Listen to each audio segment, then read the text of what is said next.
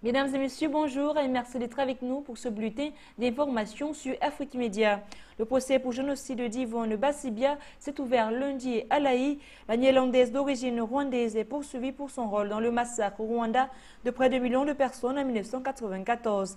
Déclenché après l'assassinat le 6 avril 1994 du président rwandais Lutu Juvenal Habyarimana, le génocide rwandais a fait, selon l'ONU, 800 000 morts en 3 mois, essentiellement au sein de la population Tutsi, mais également parmi les Hutus modérés.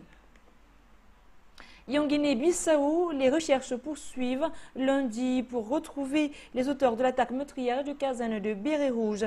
Un acte pressenti par le gouvernement en place comme une tentative de coup d'État soutenue par le Portugal, ex-puissance coloniale. Cette attaque est venue confirmer l'instabilité chronique que connaît le pays miné par le trafic de drogue, dont l'histoire est marquée par la violence politico-militaire et les coups d'État depuis son indépendance du Portugal en 1974 après une guerre de libération.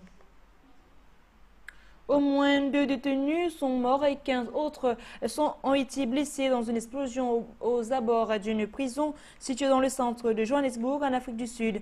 L'explosion s'est produite juste devant le bâtiment des services correctionnels de Johannesburg. Et pour terminer, Barack Obama et Mitt Romney se sont affrontés lundi soir en Floride pour leur dernier débat télévisé consacré à la politique étrangère. Il a été question pour chacun des candidats d'espérer faire bouger les sondages qui les donnent au coude à coude à 15 jours de l'élection. Enquête après enquête, l'on note une égalité quasi parfaite entre le président et son adversaire. 49% pour Mitt Romney et 47% pour Barack Obama dans la moyenne des 6 derniers sondages.